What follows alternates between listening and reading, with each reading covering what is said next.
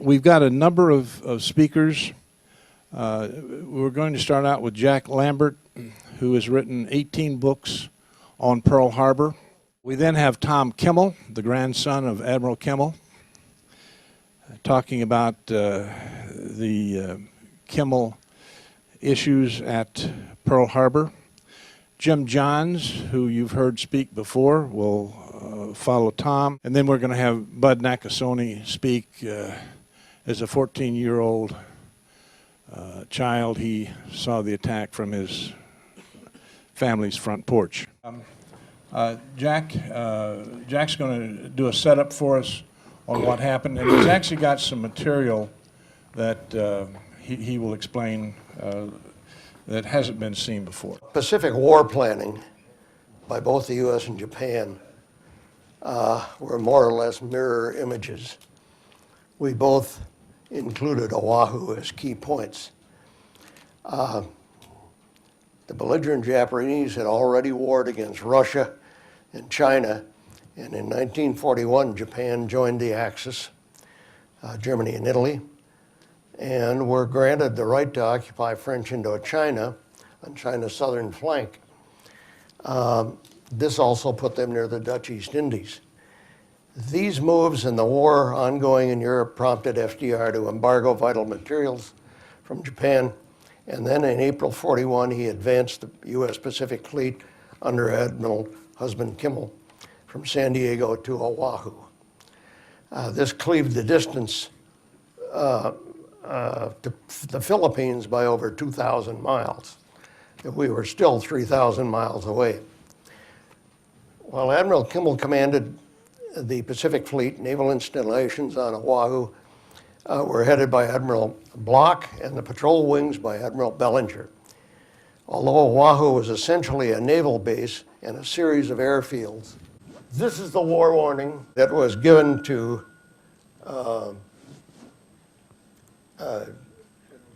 Short and Kimmel by Washington.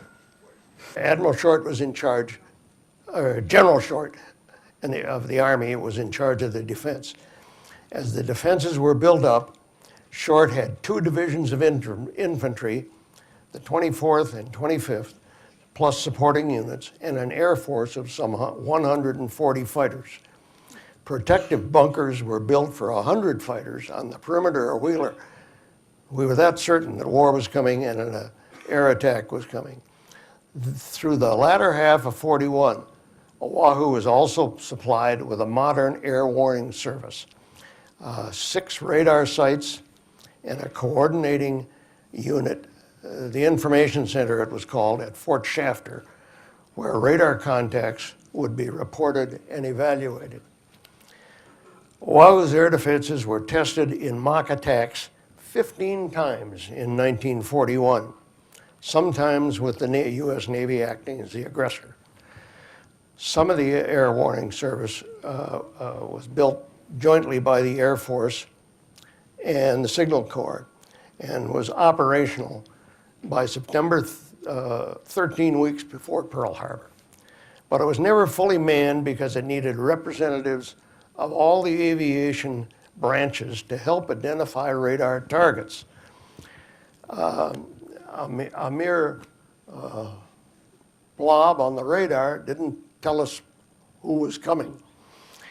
There were AAF fighters, Army Air Force bombers, there was a Navy carrier aircraft, and there were Navy shore-based aircraft, the patrol squadrons.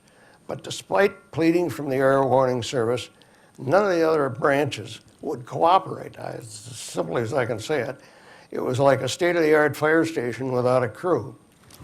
The liaison teams for the round-the-clock staffing just never showed up, despite pleading by various people. Even the bomber commander of the Army Air Forces wouldn't send people. He said he was too busy. That's what everybody said.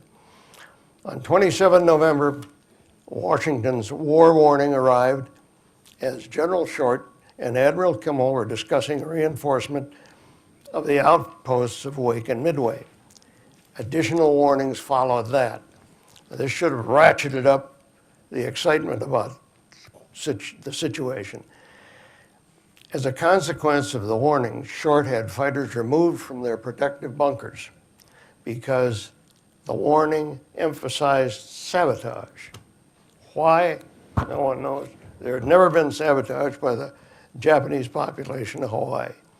But the Air Warning Service was told to operate with a skeleton crew by General Short from 4 to 7 a.m. That weekend in December, everybody else was told to take the weekend off. It was extraordinary. Pilots who had been standing by their fighter planes were told to take the weekend off. The fighter planes were lined up on the ramp. And on Saturday, there was a review, just like the infantry or the cavalry would conduct. And the airplanes were left out there in the open, wingtip to wingtip by squadron. Now, the Air Warning Service also sought, it's a side issue, but they also sought to control the anti-aircraft of both the Army and the Navy. Admiral Block, who commanded Navy shore installations, refused, saying whatever came over, the Navy would shoot it down. Those are his words. Along with several Japanese attackers, the 10 Navy aircraft from the Enterprise were shot down over Pearl Harbor. And several B-17s were fired on and damaged as they came in. If you can imagine B-17s being shot at. They arrived from California in the midst of the conflict, pure coincidence. This is a chart showing the approach and the departure of the Japanese strike force and their aircraft as they approached. I think they went around the other side of Oahu. This is Oahu, major airfields, just running from east to west. It was Hickam, near Pearl Harbor, Ia in the southwest corner, Bellows Field on the far eastern corner, Kaneohe up to the east. Wheeler Field was just north of Pearl Harbor. And there was a training airfield up at Haleiwa on the north coast. The radar sites, 6 of them, were positioned mostly on the heights of the Waianae Range and the Koolau Range. The one at the far northern tip of the Koolau was on a mountain called Opana. That was the radar unit that picked up the Japanese, not only the Japanese strike force, but earlier than that, they caught the two and didn't know what they had. They caught the Japanese observation float planes that were coming in to survey the area. They were 2 float planes catapulted from Japanese cruisers, the Tone and the Chikuma. One of them went off to Lahaina to check that area out where there were training going on. And the other one came down the groin of Oahu, checked over Pearl Harbor, and went back. The little markers there south of Oahu are likely PBYs that were patrolling the entrance to Oahu. There were 3 or 4 of them out there working with the ward, and one of them was involved in the attack on the same submarine that the ward found. If you look at the coding on this, the code that you see of the top one with the green, it actually plots the times of these recon planes coming in. Yeah. And you see that one is, I think it's 6:15 up on the top. And so the dots that are colored of the detection spots match the radar detection centers. And the second one is Opana, the one that Jack had mentioned earlier, up at the north end of the island. And so, although Dick Thill is not here this evening, this starts detections at 6:15 from Opana, and the ward started detecting or started tracking at about 6:30. 6:30, I think it was, about an hour, or 6:45. It's extraordinary how closely they were. But it was a orchestrated Yeah. attack. Okay. Okay, great, Jack. Thank you. Our next speaker is Tom Kimmel. Tom is the grandson of Admiral Husband Kimmel, sink pack at Pearl Harbor. And as I've gotten to know Tom, there's a great family history here that we probably can't talk about as a part of the presentation. But he had 3 sons. One was lost in a submarine at the start of the war, or during the war. And it has been a Naval Academy family tradition. What I hope to do today is to make it clear, make no mistake, that I want to fix responsibility, true responsibility for the success of the Pearl Harbor attack. My 35 years of government service has made it clear to me that this exercise that I'm about to engage you in is necessary. Please bear with me. Consider this, if you would. Don Patton is responsible for having me here today in the same sense that Admiral Kimmel and General Short were responsible for their duties in Hawaii, in the sense that Don had to properly respond to information that he had in getting me here today. Now, what does that tell us? Well, my 35 years of government service tells me that it doesn't tell us much.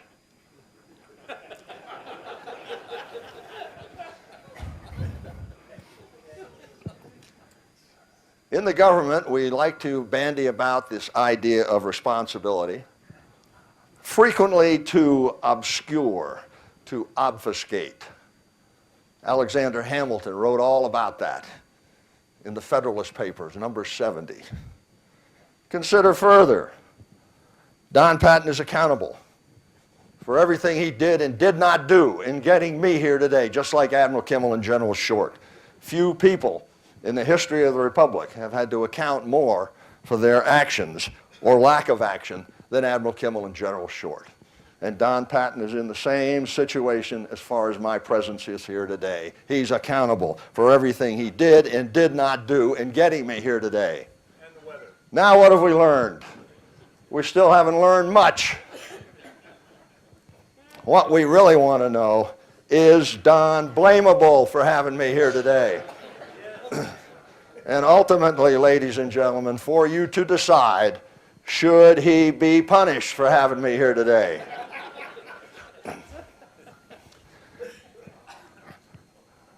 This term blamable is terribly important. That's what we're really after.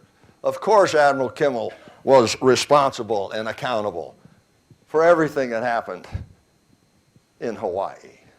The question is he blamable? Should he be punished? In 1948, the official naval historian appointed by both Presidents Roosevelt and President Truman to write the official history of the United States Navy, and I'm talking about Samuel Eliot Morison. Samuel Eliot Morison went about his task and wrote a multi-volume work at the direction of the President of the United States about official naval operations in World War II. The third volume was The Rising Sun in the Pacific. He wrote it in 1948. He was very unkind and unsympathetic to Admiral Kimmel. But in 1961, he underwent an investigative epiphany. and completely changed his mind. In a letter to the head of the Naval Academy Alumni Association, Admiral Shafroth, and also in an article in the Saturday Evening Post, Samuel Eliot Morison said Admiral Kimmel was no more blamable than a number of people in Washington. Turner, the head of Navy War Plans, Crowe, the head of Army War Plans, Marshall, the Chief of Staff of the Army, General Miles, the head of Army Intelligence, and Admiral Wilkinson, the head of Navy Intelligence. And he also threw in Admiral Stark in his Saturday Evening Post article of the same flavor. If I were pushed to name one person as being more careless or stupid than all the rest, it would be who?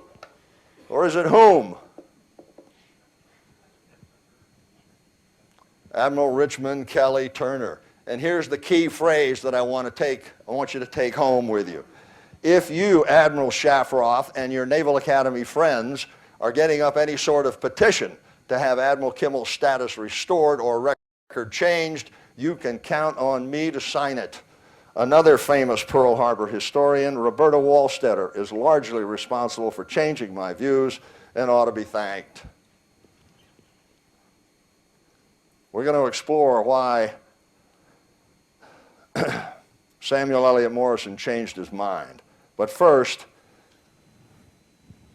it's impossible to have a discussion about Pearl Harbor without having some idea what magic is. It was a word coined, dreamed up by the then head of the Office of Naval Intelligence to include and referring to any decrypted Japanese code message, or at least says Roberta Wallstetter. I can't begin to tell you how many times I have sat and listened to people say, the Japanese, that magic provided no indications of the Pearl Harbor attack because the diplomats were not aware of what was going on in the military. Magic involved all of the decoded material. And it certainly involved, at the very least, the Purple Code, which was a specialized diplomatic code, and a lesser code called J-19 and PAK-2, which involved dramatic amounts of military information. And indeed, the spies used the J-19 code because at Hawaii, there was no purple machine for the Japanese. So all the spies in Japan had to use J-19. And as a consequence, magic in its generic form provided indications of the time, place, reason, and deceit plan to cover the Pearl Harbor attack. What's really interesting about that, and we've only found out about this in the recent past, is that the man President Roosevelt designated to be the head of internal security for the United States, J. Edgar Hoover, he did not receive magic information, even though the primary enemy at the time for subversion in the United States was, of course, the Japanese, because that's what we were working on. Not only did J. Edgar Hoover not receive this information, but the head of the organization designated by the President of the United States as responsible for external security, and I'm talking about Wild Bill Donovan, the coordinator of information, the precursor of the Office of Strategic Services, and of course, the CIA. He didn't have magic. But what have we very recently learned? That there is very good reason to believe that the Soviets actually had access to their own magic and had broken several codes. I have firsthand information on this because we got it from two almost unimpeachable sources. One of them was Vasily Matroikin. I can't verify Vasily Matroikin's information coming out of the KGB. He was an archivist. He came out in the 1990s with armloads full of KGB materials that he had smuggled out of Russia. It was a treasure trove of information. Some of that information was directly sent to me and my duties in the FBI at the time. This part of Matroikin's information I can verify. And that part concerned the identification of an NSA spy who had spied in the 1960s. NSA in Maryland. We, the FBI, agents, my predecessors, had labored in the 1960s trying to figure out why the Soviets had illegals coming through Minersville, Pennsylvania. Because there's nothing in Minersville, Pennsylvania. And yet the Soviets were sending illegals into Minersville, Pennsylvania. A remarkable occurrence, and we couldn't figure out why. I don't even join the FBI until 1973, but the case is wide open when I get there. In the 1990s, we find out why the Soviets had sent illegals in the 1960s to Minersville, Pennsylvania, because Vasily Matroikin identified for us by name the name of the spy. It was Robert Lipka. You might remember the case. Through some remarkable work by some Philadelphia FBI agents, we were able to make the case in court against Robert Lipka. He had been stealing NSA blind for years, and the illegals were coming by Minersville to pick up the material. Maybe I spent too long on that, but this is the same fellow that gave us indications that Stalin had access to magic, and it contributed to his decision to send divisions away from the front to confront the Germans instead of leaving them there worried about the Japanese in the backside. We also have the remarkable diary in 2005 from the head of MI5's counterintelligence section, Guy Liddell. Guy Liddell identifies in his diary prior to the Pearl Harbor attack the fact that he had sent Anthony Blunt down to GCHQ prior to Pearl Harbor to get smart on the British breaking of the Japanese codes and the magic.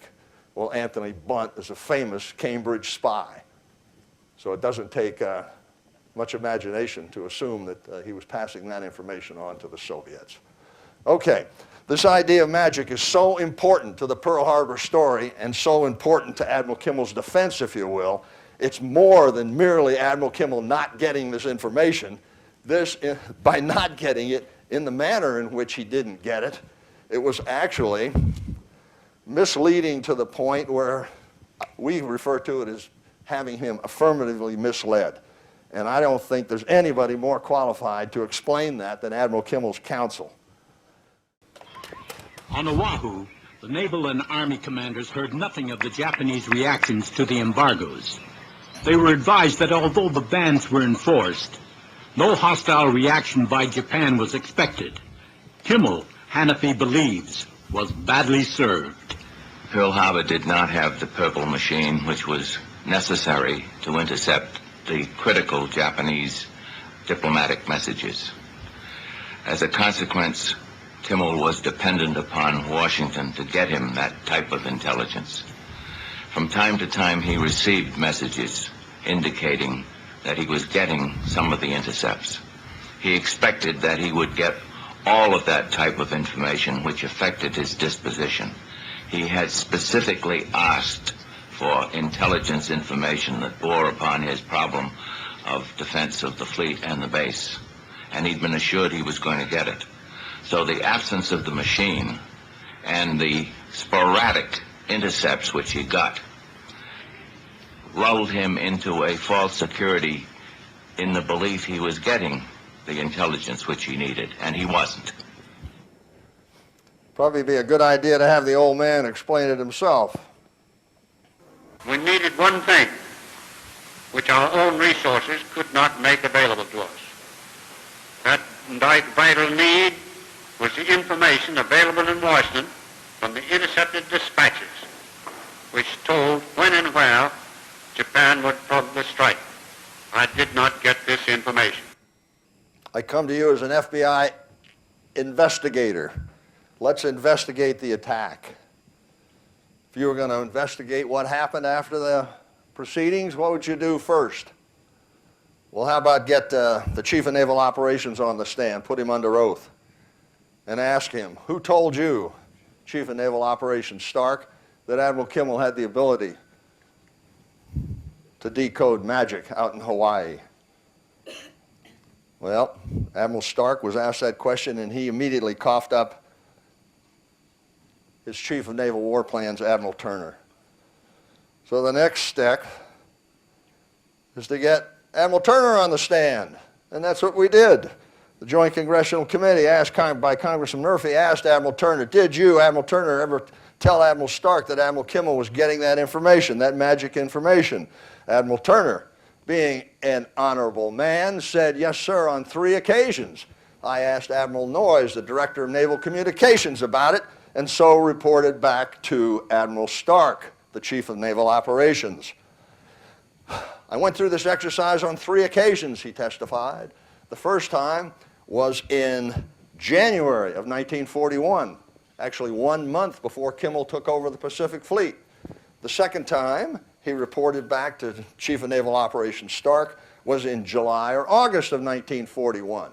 Kimmel is getting this magic information. He has the ability to receive it out there in Hawaii. He has the same abilities in Hawaii as we have in Washington, D.C., so said Admiral Turner. He went through it for a third time in November of 1941, all with the same outrageous result that Kimmel was getting this information. The next step in the investigation was to put Admiral Noyes on the stand. Admiral Noyes was asked that question, and Admiral Noyes said, responding to the question, did you tell Admiral Turner that Kimmel was getting the magic? And Noyes said, no. That, I can tell you as an investigator, is an investigative epiphany. Where else are you going to go with your investigation now? There's nowhere else to go. So what happened next? Well, the Roberts Commission, in sewing circle fashion in Washington, D.C., talked to the High Command in Washington, D.C. This is the High Command, the Navy and the Army's High Command. And as a result of a report of that meeting by the Director of the Office of Naval Intelligence, Admiral Wilkinson, we found out that the Roberts Committee meeting was discussing magic freely. But it gets much worse. Admiral Wilkinson said, Admiral Hart, the commander of the Asiatic Fleet in the Philippines, and Admiral Kimmel, the commander of the Pacific Fleet in Hawaii, had available to them the same magic information as we did here in Washington, D.C. And indeed, Admiral Hart did have access to magic out in the Philippines. But then he went one step further and he said, even though Admiral Hart in the Philippines and Admiral Kimmel in Hawaii had access to this magic, nevertheless, warning dispatches had been sent out as though it was an unnecessary redundancy, as though the warning message should be read in the light of all the magic messages that Kimmel had, so said Wilkinson. Admiral Stanley, a former Chief of Naval Operations, repudiated the findings of the Roberts Commission and styled Chairman Roberts' performance as chairman of the Roberts Commission as crooked as a snake. I'm going to discuss that in a little bit. But first, I want to change gears just slightly. The highlight of the Joint Congressional Committee investigation, clearly the highlight of the investigation, was the testimony of Lester Sholes, Commander Lester Sholes, who later became the director of the Office of Naval Intelligence. At 9:30 p.m., Saturday, December 6th, in the evening, he delivered to the President of the United States the Japanese response to the famous November 26, 1941 American Note, or ultimatum, if you prefer, from the Secretary of State Cordell Hull. The response was to be in 14 parts. And of course, we knew this before the Japanese ambassadors in Washington, D.C. knew it, because we were reading magic at that time like a book. We were actually reading it before the Japanese ambassadors were in Washington, D.C. The 13th part came in the evening of December 6, 1941. Lester Sholes, testifying under oath before the Joint Congressional Committee, described the delivery of that 13th part. He gave it to the President of the United States. The President of the United States declared, "This means war." He turned it to his #1 confidant, Karl Rove, Harry Hopkins. And Harry Hopkins agreed, this means war. As an investigator, what would this tell you? The Commander-in-Chief has just received a secret communication from the enemy, declares this means war. What would he be doing? What would be the logical thing for him to do? What would be his duty to do? To notify the head of his army and the head of his navy as soon as possible. Well, that became the investigative focus for the remainder of all of the Pearl Harbor investigations. Let's see how that went. General Marshall on the stand, famously, was asked where he was. On December 6th in the evening, General Marshall, perhaps the smartest man to ever be in the United States Army, VMI graduate of distinction, renowned for his photographic memory, praised by President Truman for that very fact. You, General Marshall, Chief of Staff of the Army, with the primary responsibility of warning our armed forces worldwide of the threat, where were you, sir, when your only boss was reading a secret dispatch from the enemy and declaring this means war? What was his famous response? Anybody? I don't remember. I don't remember. Thank you. There was still plenty of time Sunday morning, because recall, when the final response was put together, the 14th part, we had yet another message telling the ambassadors in Washington to deliver the response, which incidentally was written in English. There was no need to translate it, because obviously the Japanese were making a statement for history. For history. Trying to rationalize and explain what they were about to do for history. It's in English. General Marshall, where were you when your boss received this secret information, declared this means war? And we then later got the 14th part on Sunday morning. Where were you Sunday morning, sir? General Marshall said he didn't have any independent recollection, but his usual practice was to go horseback riding on Sunday morning in Rock Creek Park. So he really gave a very garbled response to that. Investigators now, frustrated out of their socks, said, okay, General, you don't know where you were the night before when your boss was declaring this means war. You're not exactly sure of your movements Sunday morning.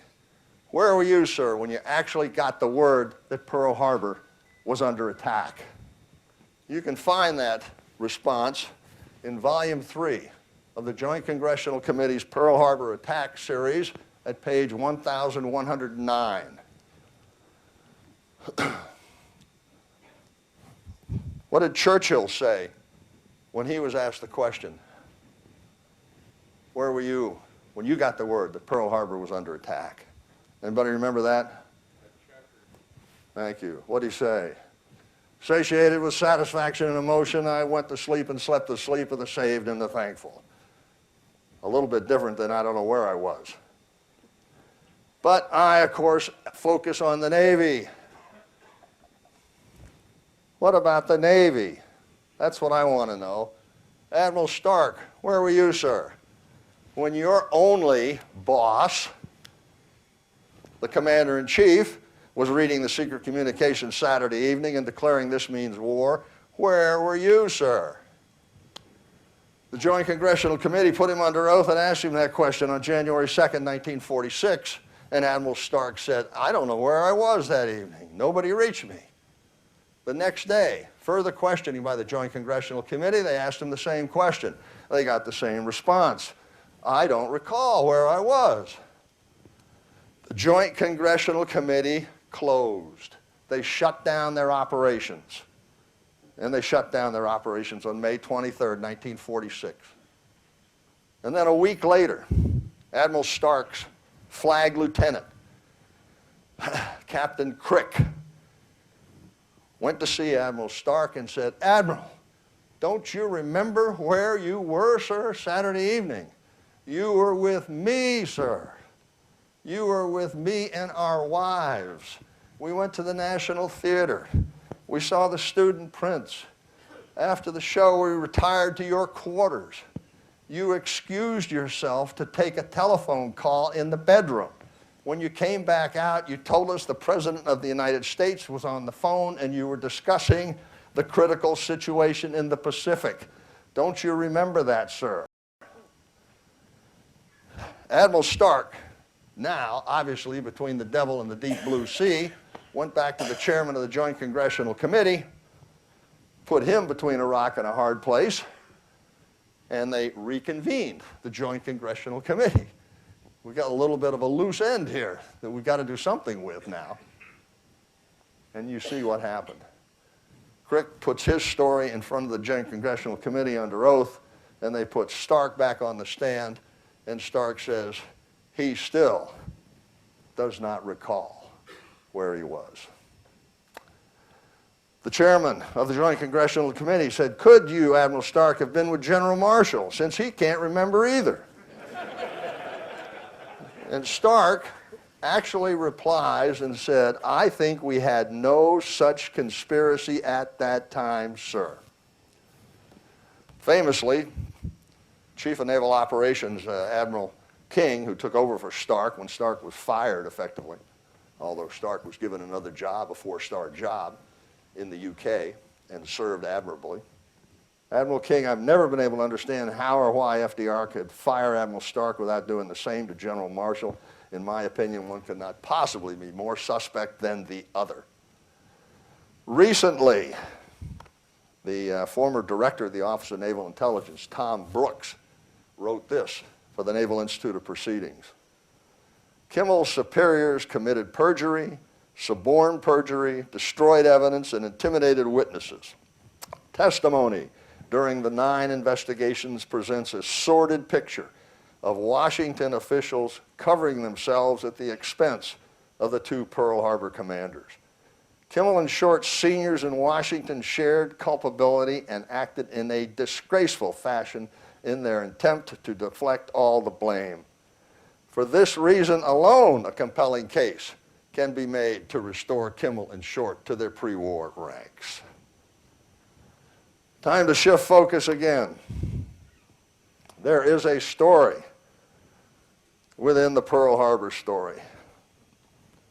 This is part of the story. That's my dad, Naval Academy 1936. That's Admiral Kimmel. This is my dad's older brother, Manning. And this is my great-grandfather, class of 57. That would be 1857. As I'm sure you've already figured out, perilously close to the Civil War. And indeed, my great-grandfather fought the first Battle of Manassas, or Bull Run if you prefer, for the United States Army. But he was from Kentucky. After the battle, he went back to Kentucky and considered his options. And he opted to fight the rest of the war for the Confederate States Army. And fight he did. He fought at Vicksburg, Holly Springs, Corinth, Pea Ridge, Magruder's Raiders, and a host of other lesser engagements, and miraculously survived the war. Or we would not be having this conversation this evening.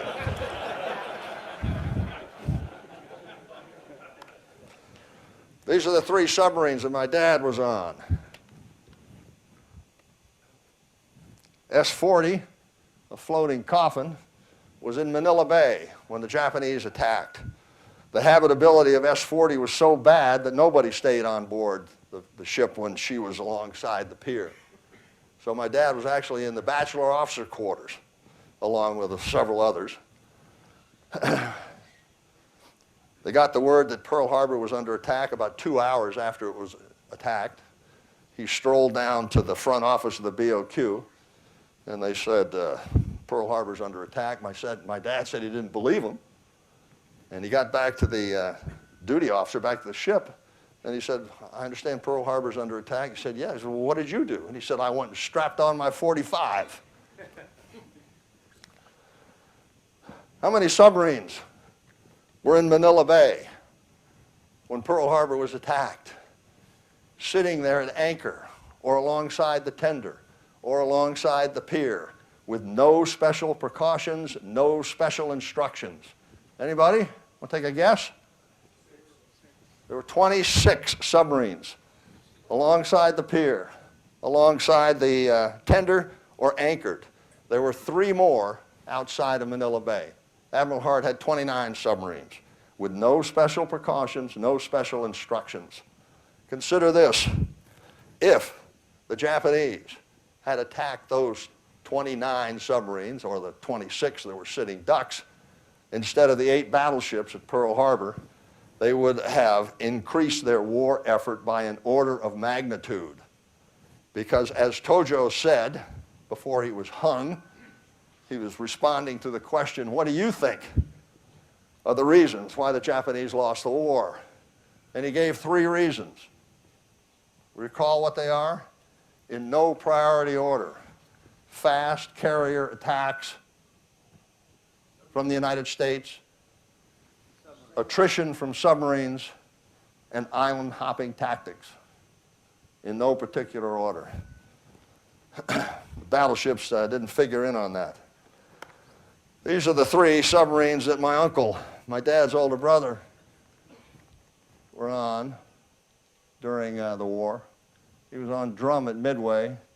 He was on Rattan when Lapon fired 2 torpedoes. Lapon's another U.S. submarine. Fired 2 torpedoes at Rattan, bounced off their hull in the South China Sea. But fortunately, in a manner of speaking, the torpedoes, the American torpedoes for the first 2.5 years of the war, as a general proposition, did not work. Or my uncle never would have made it to commanding officer of the Robolo. And Robolo was lost with all hands sometime in 1944 or 45. We're not exactly sure because nothing was ever recovered. Moving along, Admiral Kimmel had 3 sons. The oldest boy was killed in the war, my dad, and a much younger son who also fought on Navy ships in World War II. He fought on the Vixen and the Ranger. But he strayed badly and went to the Ivy League, graduating from Princeton and Harvard Law School. He is largely responsible for obtaining some very important legislation, which I have alluded to in a handout. I only had 25 of them. But let me say this about that. This is perhaps my favorite picture of all time. And the reason for it is simple, because I know how difficult it was for the Time Life photographers that took this photograph in 1991 to get both my dad and my uncle smiling like they are here.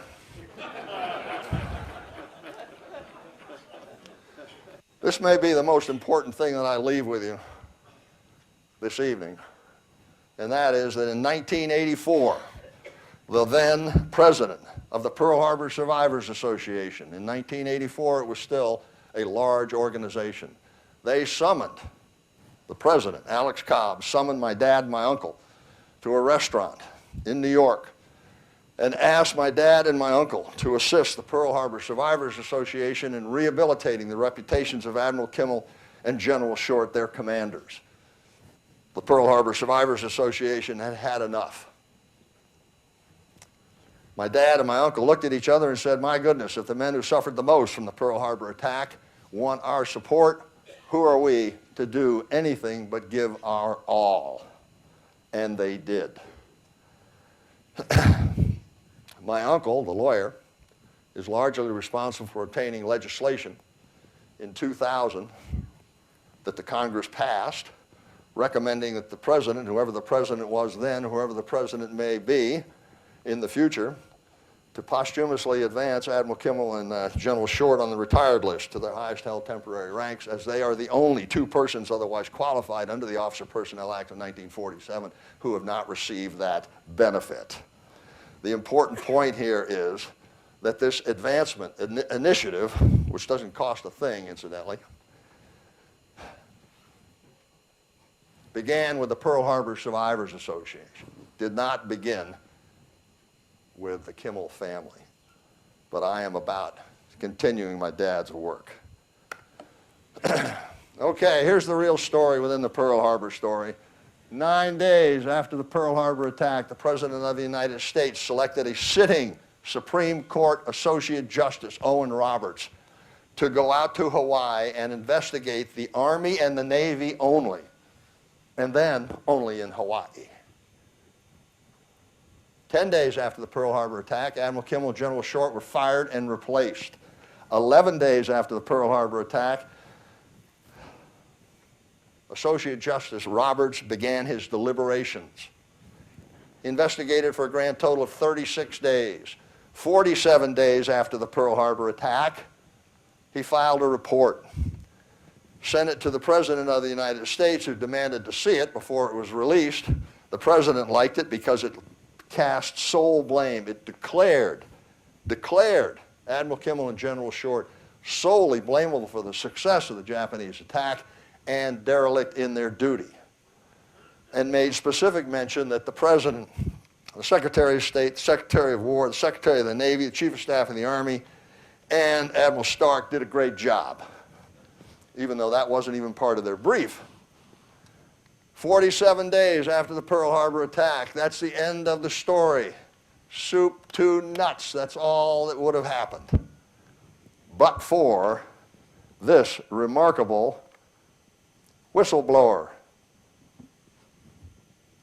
the head of Op 20G, Captain Lawrence Safford, the revered father of naval communications intelligence, the #1 man,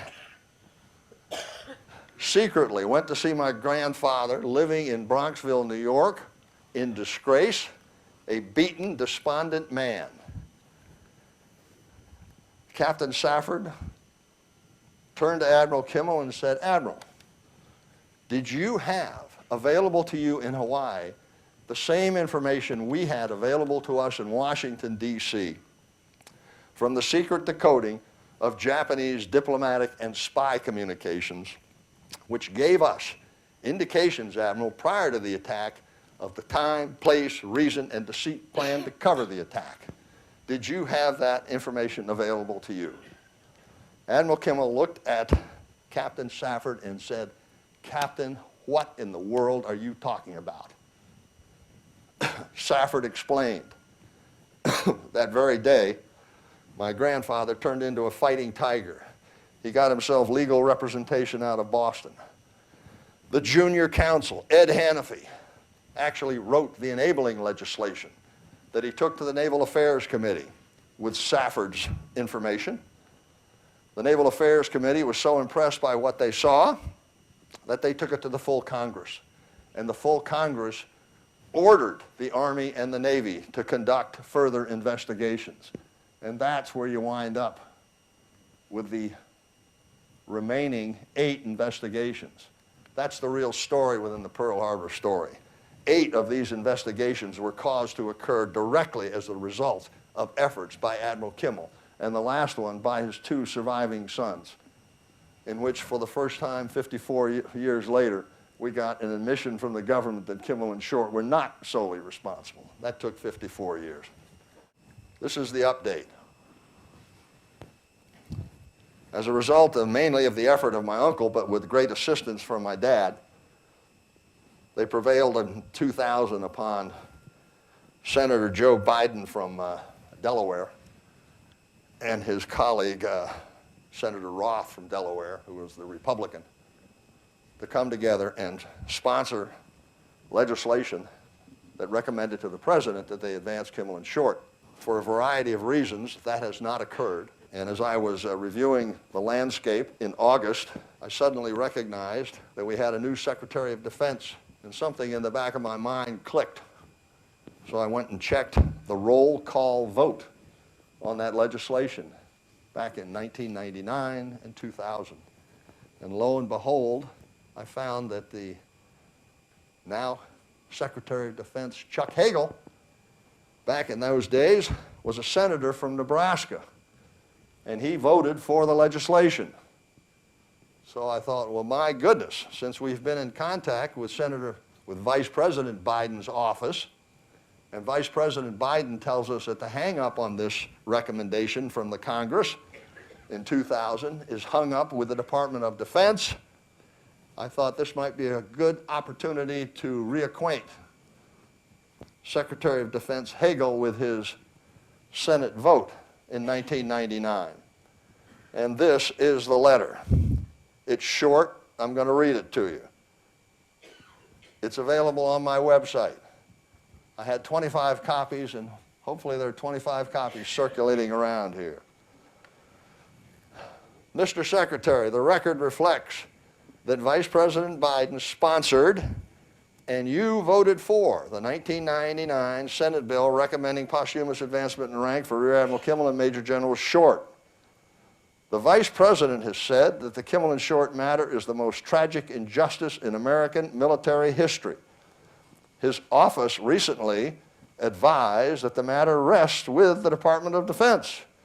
I urge you to end this historical injustice by recommending to the President that he honor the will of the Congress and the Pearl Harbor Survivors Association by nominating Kimmel and Short for advancement. The Department of Defense's inaction is perceived by many as obstructing the will of the Congress and the Pearl Harbor Survivors Association, who began this advancement initiative in 1984. I also included that, indicated that I had enclosed background information specific to Rear Admiral Kimmel.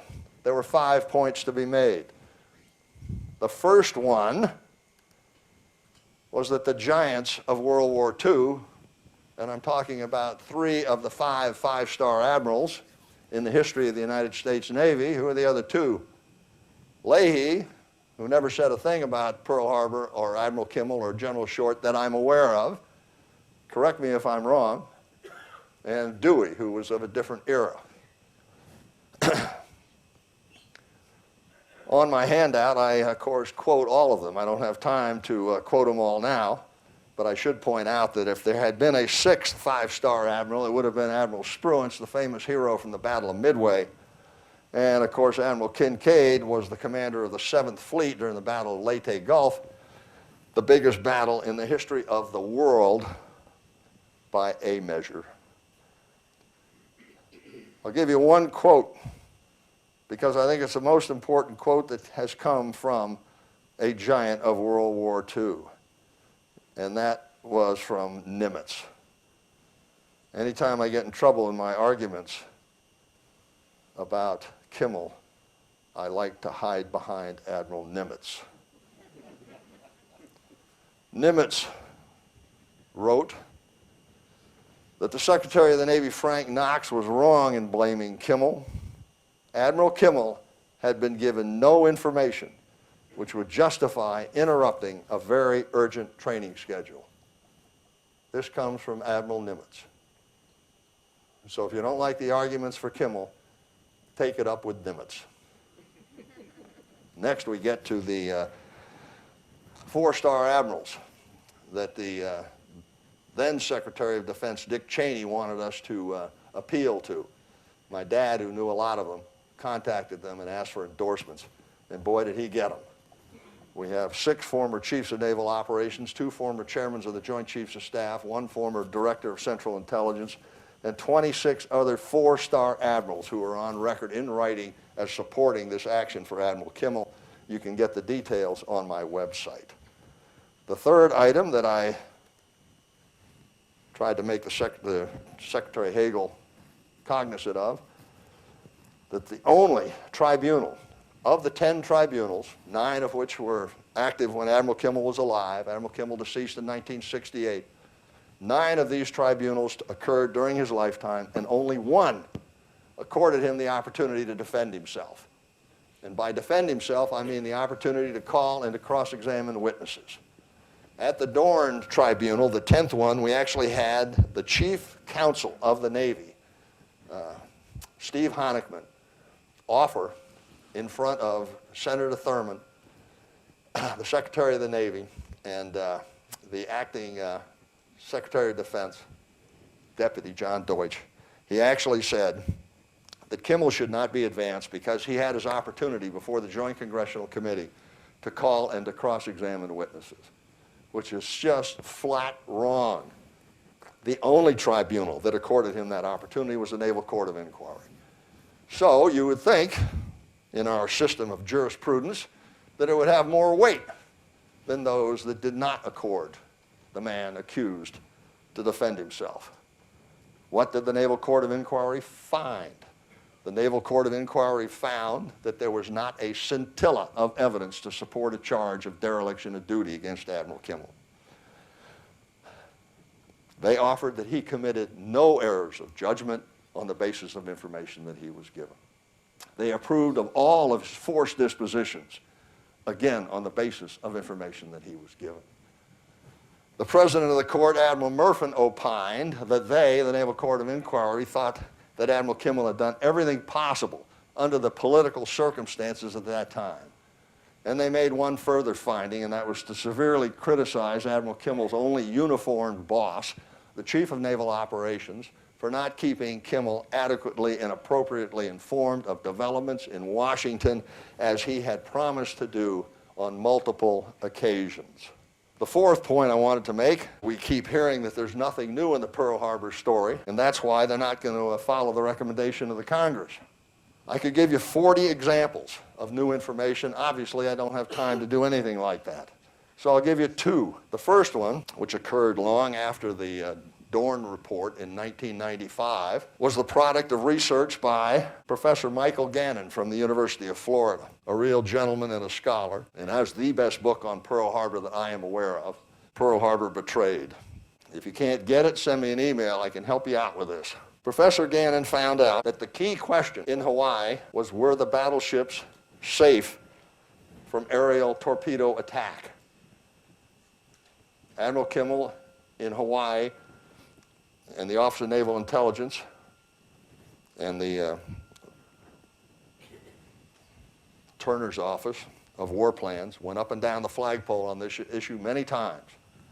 And it was determined that no Navy in the world had the capability of successfully airdropping a torpedo in water as shallow as that in Hawaii. 42 feet in the channel, 30 feet outside the channel. It was not thought anybody had that capability. And yet we find out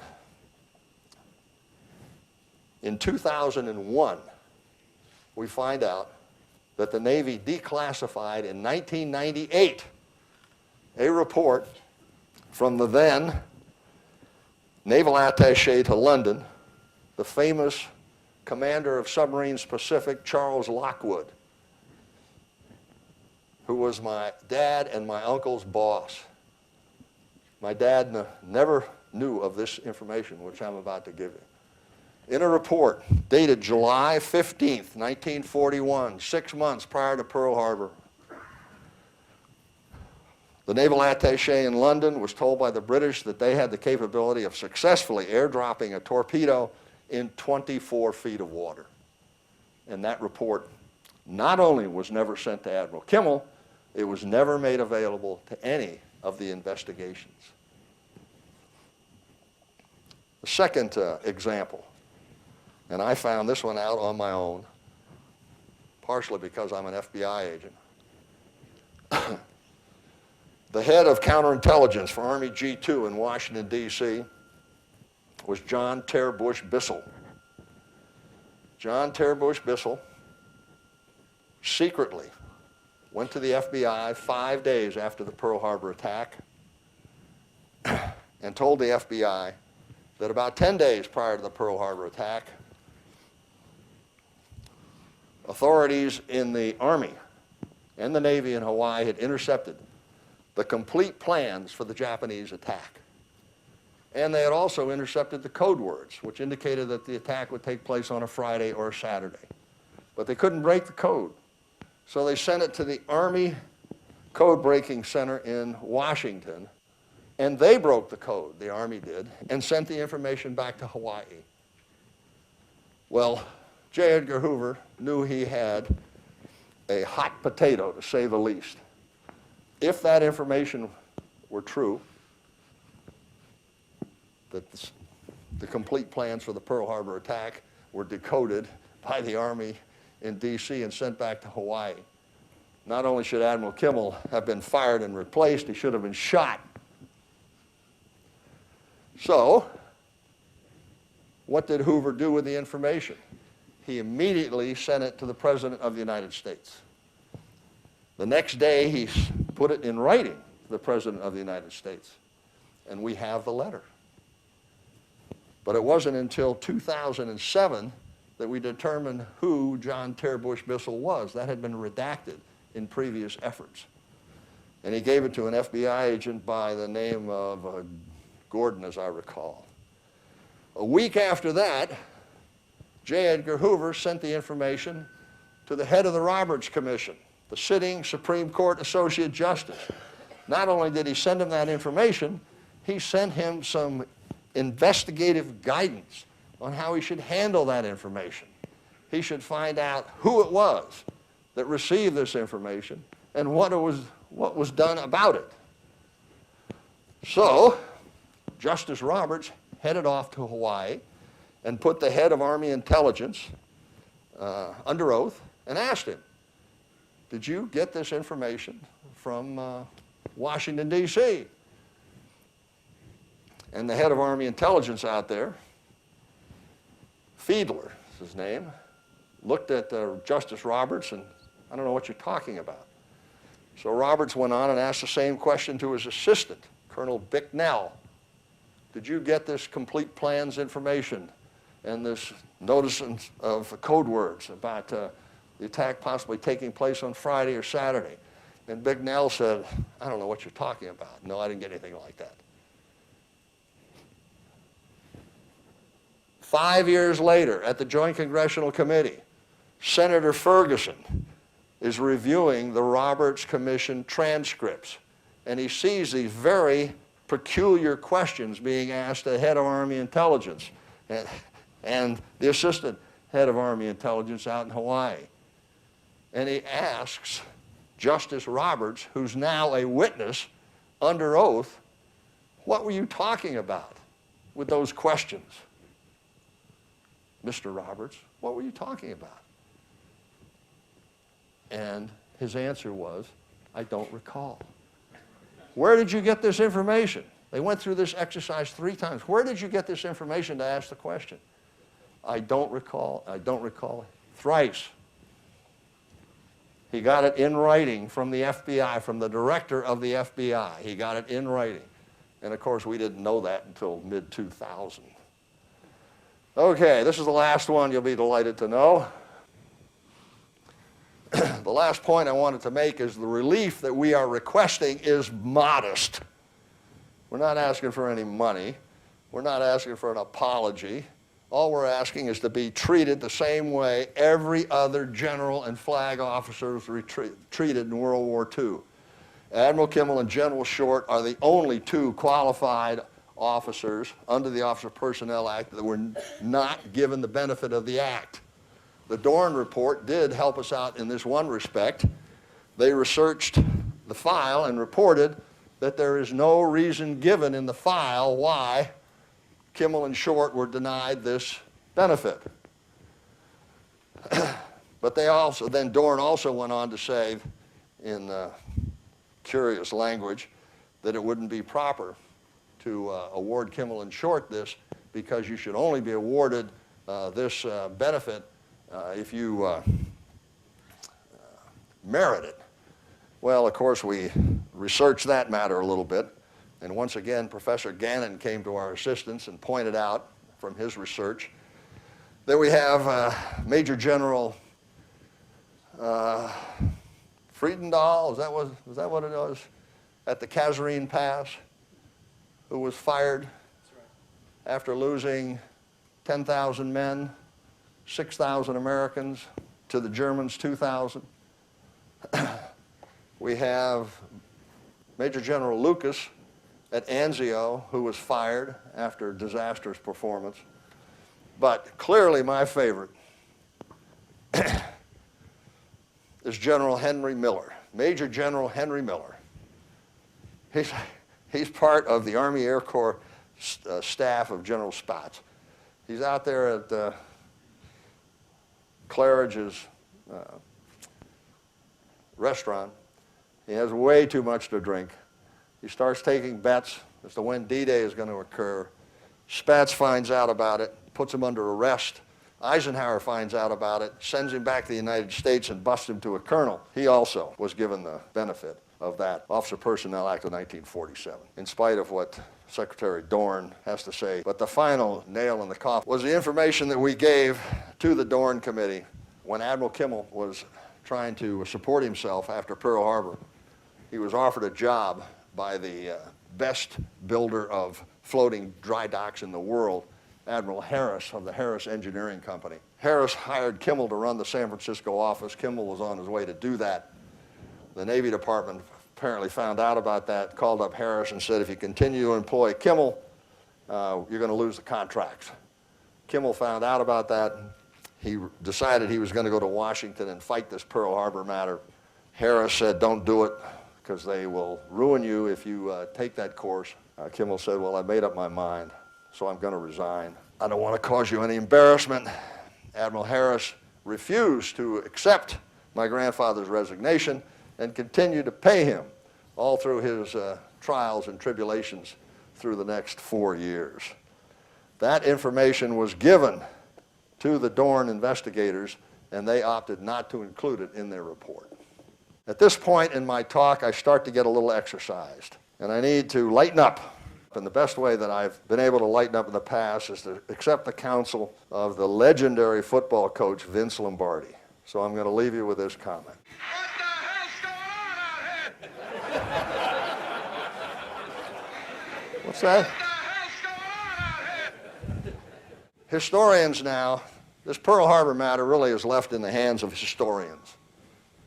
Historians have helped us, and some historians have done immeasurable damage to us. And this little report that I'm about to give you is about 4 minutes long, and it'll demonstrate to you what hung us up for 6 years until we got this straightened out. Well, this seemed to be a devastating criticism of Admiral Kimmel. If he had such a clear warning in front of him that any attack would come from a specific sector, he should have done everything he could to guard that sector. But two things must be said about that. First, Admiral Kimmel believed, and Admiral Chester W. Nimitz, his replacement afterwards, similarly agreed with this, that any search worth its name must be 360 degrees in breadth. And as for the Martin Bellinger report, that was a report that was compiled and given to Admiral Kimmel on March 31, 1941 by Major General Frederick Martin and Rear Admiral Patrick Bellinger. Martin commanded the U.S. Army Air Corps on the island, and Patrick Bellinger was commander of all of the patrol aircraft. After I read that damning statement in the book by Gordon W. Prang and Donald M. Goldstein, I went to the library of the University of Florida and looked through the massive collection of documents that recount the Pearl Harbor hearings conducted from 1941 to 1945 in one form or another. And all of the collected documents that were used by the various hearing bodies are in that collection.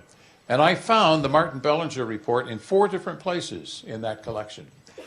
And I read the first account I discovered avidly to find where this warning was given, and it was not there. There was nothing in the Martin Bellinger report about the northern sector being the most dangerous sector. There was nothing about any sector being more dangerous than any other. The word north does not even appear in the document, nor does any numerical or nautical equivalent. These people, Prang and Goldstein, had lied, and so baldly that I wondered why it hadn't been picked up in the years intervening between 1986 and the year 1999 when I discovered this. It was quite an extraordinary bit of misinformation that has, of course, led many people astray in understanding the whole Pearl Harbor story. In 2001, which was the 60th anniversary of the Japanese attack on Pearl Harbor, I attended a conference in Honolulu put on by the National Park Service, to which many historians of the Pearl Harbor attack had been invited, one of them, Donald Goldstein. And when it came my time to speak, I confronted him with the document. I went through all four of the documents as they were collected in the hearings volumes, and they were all identical. So I held up a copy of the Martin Bellinger report, and I said, Dr. Goldstein, there is nothing in this report that states that the northern sector or any other sector was more dangerous than any others. Why did you make the statement that you did in your book, Pearl Harbor, The Verdict of History? And he made no reply. He chuckled and laughed it off. And I said, it's only 7 pages long. It wouldn't take you long to read it at all. I have it here for you to read. And he chuckled it off, and the audience, I must say, chuckled with him. And so I tried to make the point then, and I'm trying to make the point here once more, that Admiral Kimmel was never given such a warning, and he is not guilty as charged. Captain Joe Taussig won the Navy Cross on the Nevada at Pearl Harbor, lost a leg in the process by beaching it. At any rate, Captain Taussig spent quite a career with the Navy and rose to great heights. He had this to say about radar on December 7th, 1941. I do not think it strange that the so-called radar warning was ignored. For as Sir Winston might have put it, it had much to be ignored about. On 7 December 1941, this experimental equipment was extremely unreliable, mostly because it was, so to speak, false return prone. A flight of gulls, for example, could snafu the entire system, and anyone purporting to see a flight of bombers on an A-scope circa December 1941 was indeed a seer of great perception. One aircraft made the same mess on the scope as 100, and any number of boats, ships, and seagulls could do the same thing. This is all prior to IFF technology and such. This is what Admiral Kimmel's testimony was about the aircraft warning system. I took Army personnel to sea with the fleet so that they could be trained as radar operators. I assigned to the Army a naval officer who had experience in Britain with radar to give any advice and assistance he could in connection with the aircraft warning net in Hawaii. It has been reported by some historians that Kimmel made no effort to contact the air warning system during Pearl Harbor, which is completely at odds with his testimony before the Naval Court of Inquiry, where he made it abundantly clear that he and Bellinger and Crowe had tried many times to reach the air warning system, but they couldn't get through on the telephone. Comment about guns at Pearl Harbor and why only 29 planes were shot down? You want that one? Yeah, sure. Have we had enough? No. Pearl Harbor guns. In sum and substance, the fleet actually lacked an anti-aircraft protection worthy of the name. The Naval Court of Inquiry said this as well. They said you cannot compare the miserable state of our gunfire on Navy ships in 1941 with what we eventually had in 1943, 44, 45. It is, in fact, remarkable that any Japanese aircraft were actually shot down by these batteries. This was not the fault of the crews. They were drilled incessantly and performed perfectly. It was purely a matter of equipment. The weaponry intended to defend against the attack was incapable of meeting the threat posed by the Japanese. Thank you very much. Great. Turn back. Jim Johns is on our board, has researched Pearl Harbor, the Doolittle Connection in Minnesota, and many other things. Jim, remarks on Pearl Harbor. I thank you. All three of us on the program tonight have the same mission in mind, the exoneration of Admiral Kimmel and General Short. But unfortunately, because of the mic system tonight, there is backtracking by each of us, which we really didn't like to do, but it just works out that it has to. So unfortunately, I'm going to have to backtrack a little bit here.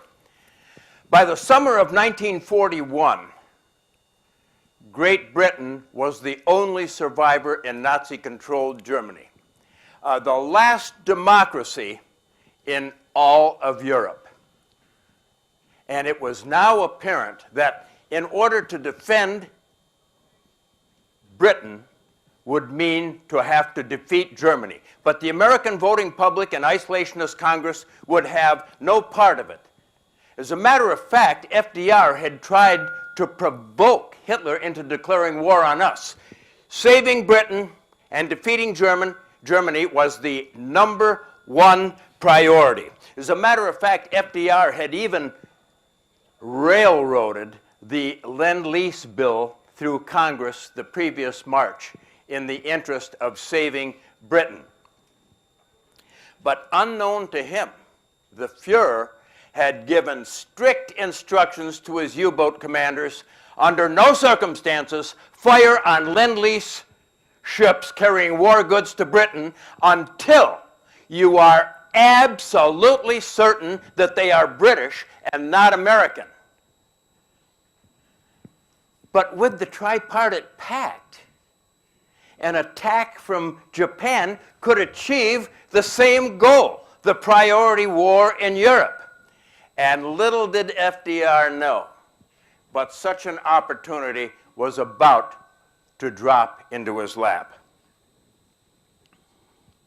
At the White House, in the interest of telephone security, in September of 1939, the United States government purchased from AT&T what was called a telephone scrambler system, where for calls in or out of the White House, either end are crystal clear, but for anyone monitoring, anyone eavesdropping, it would be a total garbled mess.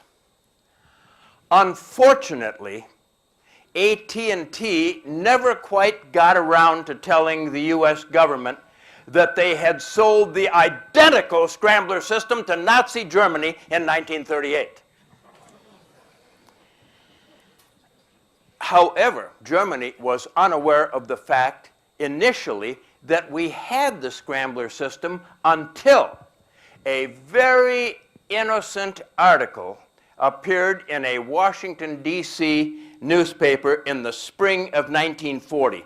In essence, the article stated that the President of the United States is comfortable with his conversations with world diplomats thanks to the scrambler system.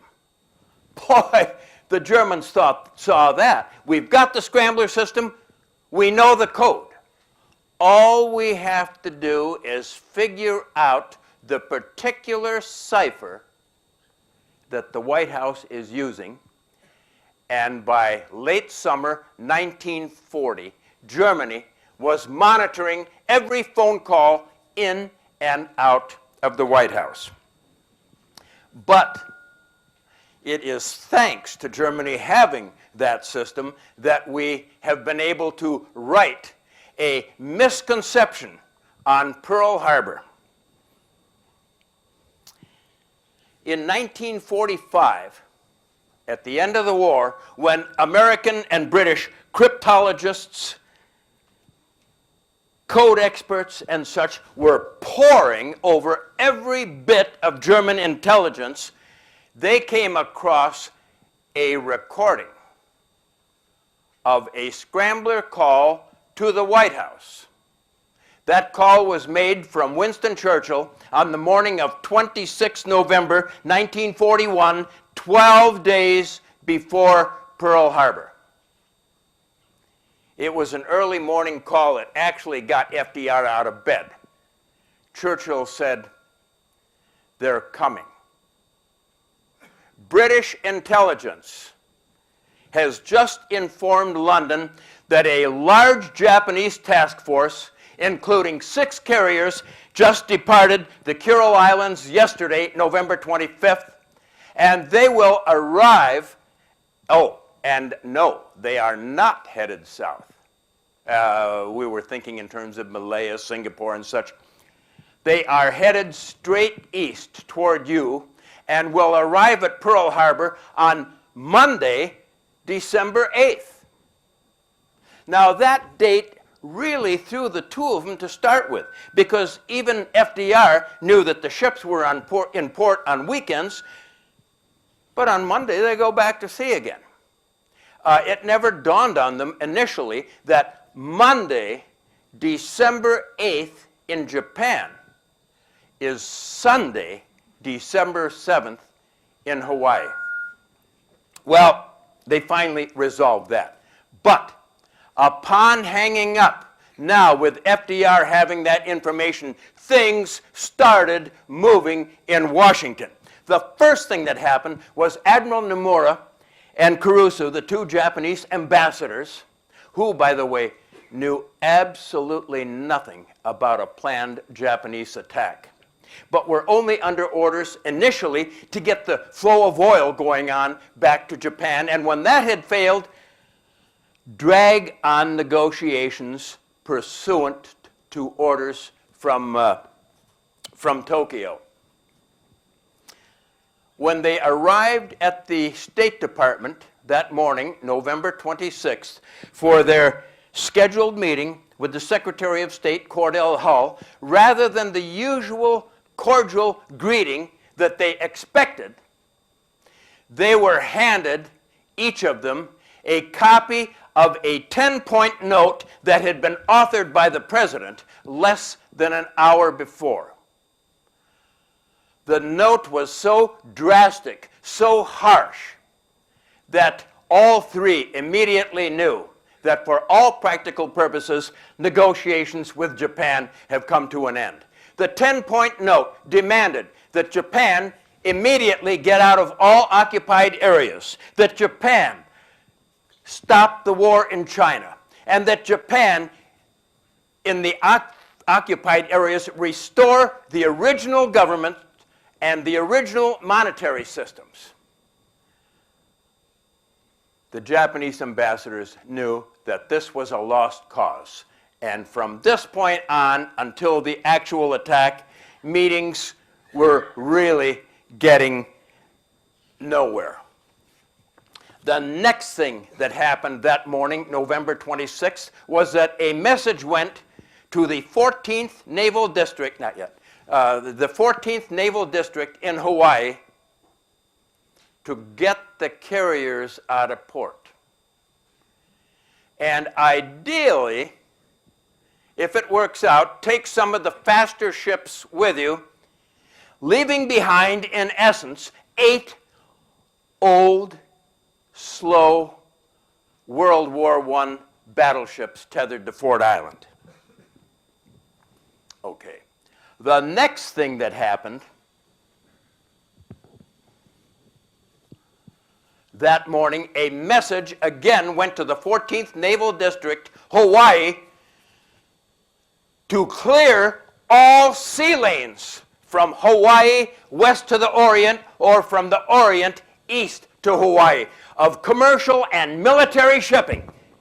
Clear the lanes and send everything south by way of the Torres Straits, which are the straits, would you believe, between New Guinea and Australia. Okay, for any disbelievers, here it is.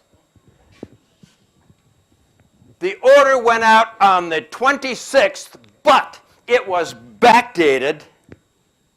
Where am I looking here? It was backdated to the 25th so that for people examining, wondering what was going on, the vacancy order would not be confused with FDR knowing it was coming. It would not be confused with the break-off of negotiations with the Japanese, and it would not be confused with the order to get the carriers out of port. But there it is. It went to the 14th Naval District, and the same order went to the 16th Naval District, which was San Francisco. This order even applied to ships going to the West Coast. And we fished this out of the National Archives. People have probably read about the vacancy, you've heard about it, but there it is. You are the first people probably to ever see the actual vacancy order. Ships had to go, coming or going to the Orient from Hawaii and the West Coast, had to go by way of the Torres Strait. There's Hawaii. There is the Philippines. There is Japan. Are you ready for this? There is the Torres Strait. Ships going from there to there had to go by way of the Torres Strait, adding almost a week to travel time. American dependents in the Philippines that had been told by the American government, get out while you can, couldn't believe that the trip home was taking almost a week longer than the trip over there because they had to go by way of the Torres Strait. Now, Admiral Nagumo, leading the Japanese attack, had two choices. He could go from the Kuril Islands, which is up at the north end of Japan. He could go direct to Hawaii. Unfortunately, heavily traveled military and commercial sea lanes, or he could take a very indirect route, a northerly route to Hawaii.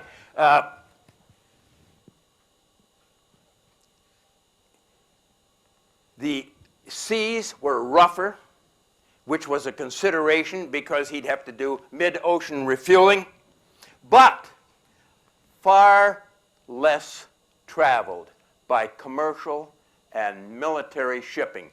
He chose the northerly route because he didn't want to take a chance on being spotted and have to cancel the attack, or be spotted and lose his fleet to a waiting enemy. Little did he know that FDR had cleared the way for him. Okay, now,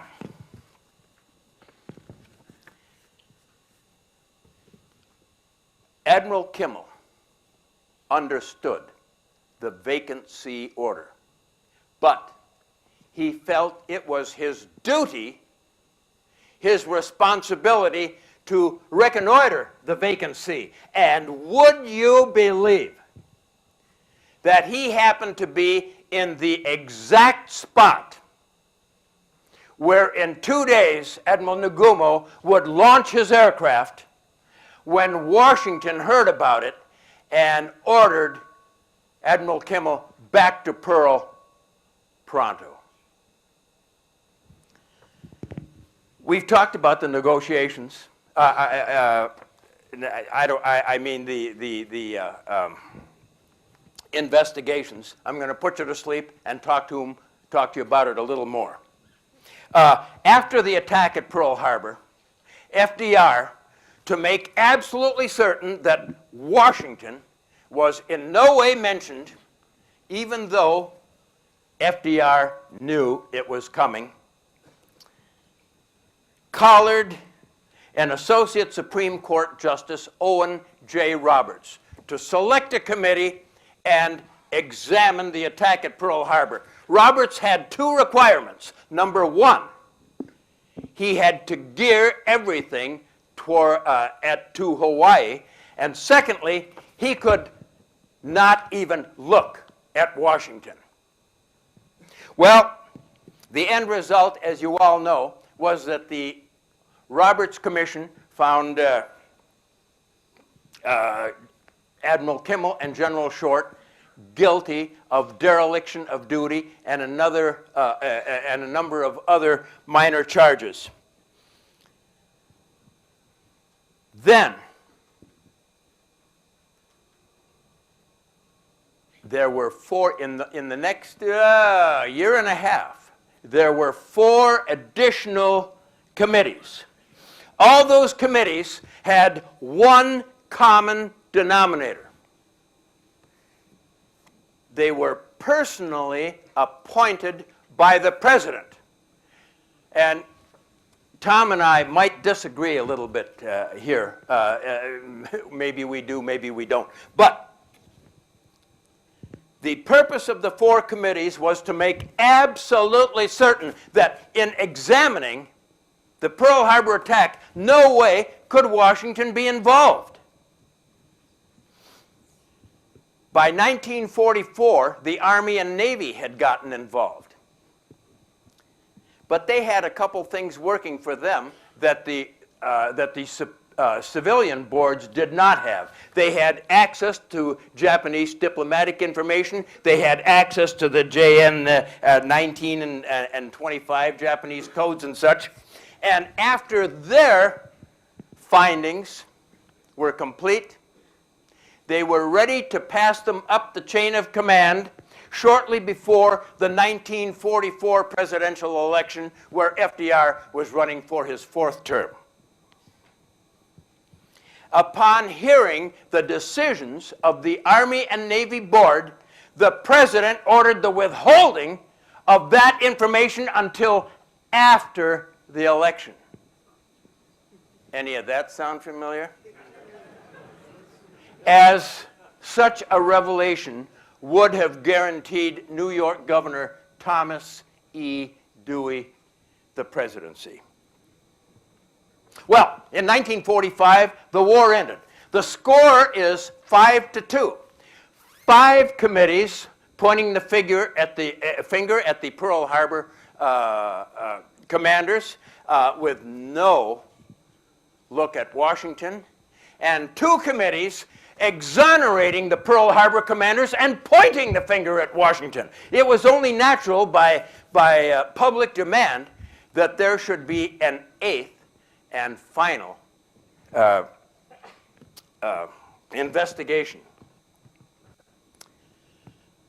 Because the Democrats controlled the House and the Senate in 1945, it was decided that it should only be natural to make it a congressional investigation, where the Democrats could control it and once and for all exonerate the president from any wrongdoing at Pearl Harbor. So, knowledge. So, a committee of 10 was formed, including 6 Democrats and 4 Republicans. Is there anyone in this room right now that cannot imagine in whose favor that committee is going to rule?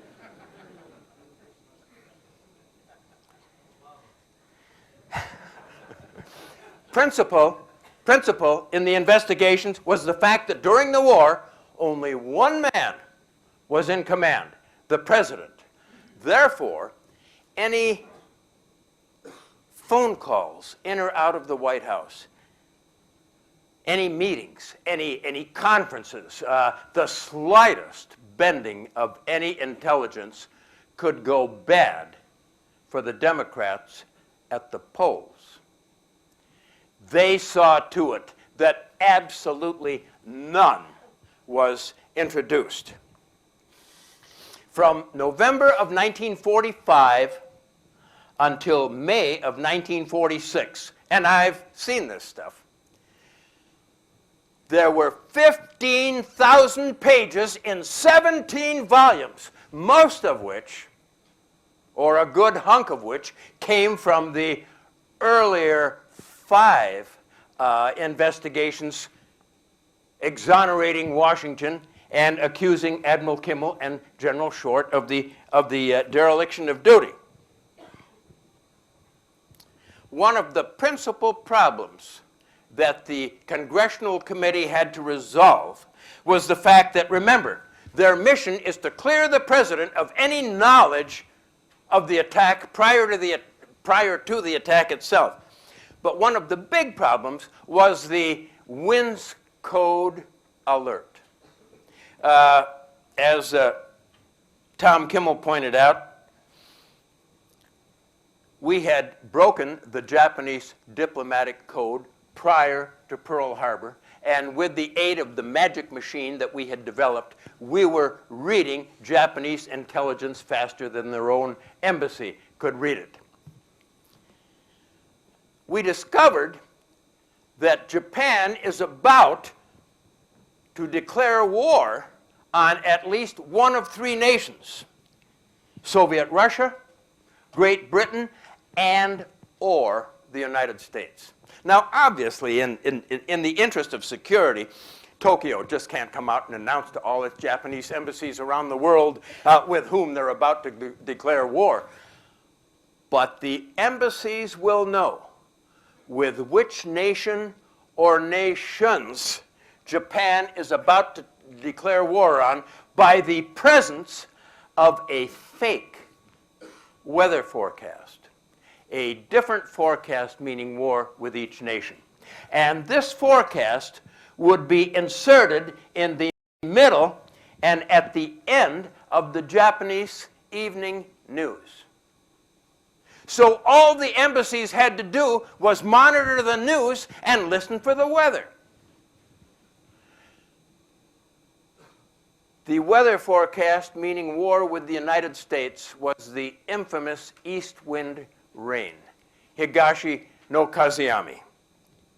Commander Lawrence Safford, chief of the Navy OP-20G intelligence, as early as 28 November, informed the U.S. Navy Japanese listening stations to keep an ear out for the Higashi no Kazuyami. This was on as early as the 28th of November. It was Ralph T. Briggs on the night of Wednesday, December 3rd, 4 days before Pearl Harbor, that Briggs monitored, logged in, passed up the Navy chain of command, and informed Washington of the Japanese intention with war with the United States. But now it's 1945, and this Higashi no Kazuyami could be a liability for the Congressional Committee. Well, they thought they'd nip that in the bud, so the word went out. Any Navy personnel, anyone that had had any contact with the east wind rain code was ordered not to appear before the Congressional Committee. And ironically, all references of the code suddenly disappeared out of Navy and State Department files. One of the first resolutions of the 79th Congressional Committee was what was referred to as Resolution 27 in Section 3, which stated that no one giving testimony at the congressional hearings could have that testimony used against him.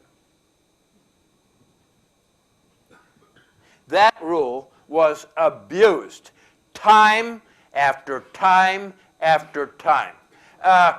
I'm sure most of you saw the movie Tora, Tora, Tora, which was probably, without stepping on any toes, one of the better pictures describing some of the events around Pearl Harbor. But the reason I mention it is that if you recall in the movie, Saturday night, December 6th, Commander Kramer on the Navy side and Colonel Bratton on the Army side are trying to deliver the first 13 of the 14-part declaration of war on the United States to Navy, Army, and State Department people who are authorized to read magic.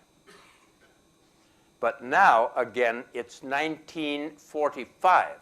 And the mission of the Congressional Committee is to discount any knowledge of the war before the first bomb, of its coming before the first bomb fell.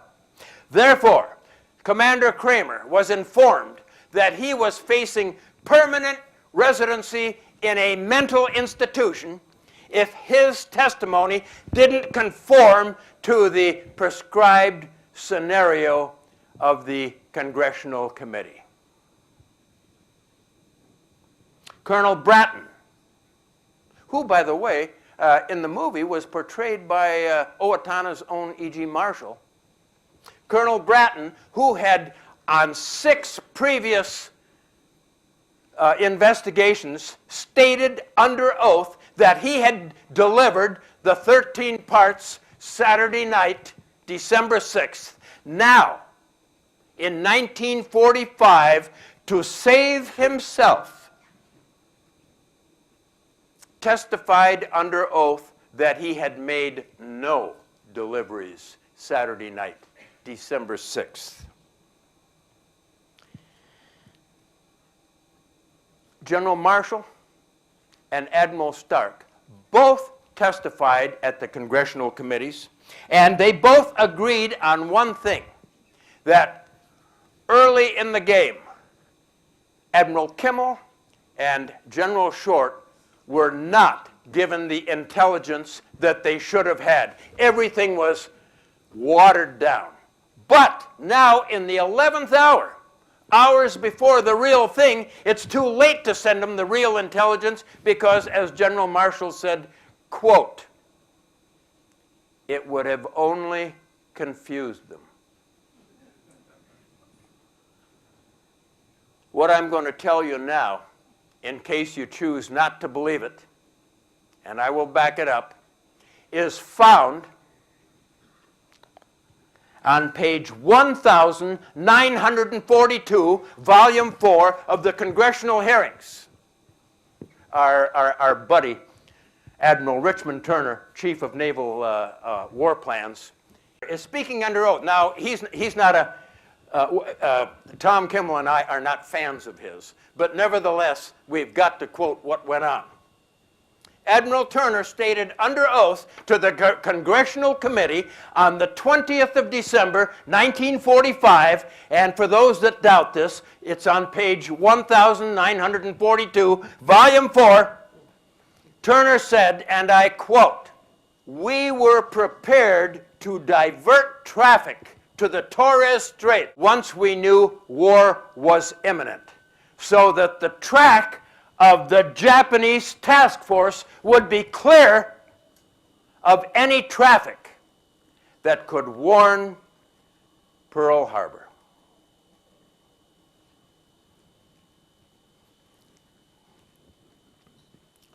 As an incidental, remember I mentioned the scrambler phone call from Churchill to FDR, where Churchill said, they're coming. They left yesterday. That recording still exists today in Great Britain, but it is under lock and key where the Congressional Committee was unable to get a hold of it. As an incidental, I have written a book about all this and much more with the invaluable aid and expertise of Marilyn Kursky sitting in the middle on the aisle there. But as you know, it's called 12 Days to Infamy, but as you know, it kind of goes against the grain. So it's going to be interesting to see who will publish it. I thank you. You've been very patient. Okay, Ed Nakasone, tell us about what you saw the morning of December 7th when you were having your Wheaties. Hello, hello, hello. Mine will be lighter. All right. I was in Hawaii at a place called Wahiawa, which is in the middle of Oahu Island and very much closer to Wheeler Air Force Base today than in Wheeler Air Corps, okay? Today, Wheeler Air Force. At any rate, here I am, having my breakfast. It's now about 7:30, 7:40. And what was I having? Come on, what was I having then for my... Correct. I was having Kellogg's Corn Flakes. Looking out through my screen door, over towards Kole Kole Pass, where the Waianae Range is located, and then I see a flight of Navy planes coming through, probably about 15, 18 of them, through the pass area. They came swooping down and began strafing Schofield Barracks. At that time, Schofield was the largest Army post. All right? No bombs were dropped there. Then they went up in the air again. I saw them in perfect formation. Then, and Wheeler Air Force is right next door. And then it swooped down again. And my goodness, as these people have said, all the planes were left together, bunched up. Even though they had buttresses on the other side, abutments and so on, they were not there. Why? Because the Commanding General, General Short, had indicated that we want to have all these planes together in a small group so we can conserve a manpower and have by wheel vehicle go around and guard them. Why? Because they did not trust people like me. I am a Nisei. A Nisei is a second generation Japanese American. Okay? So there.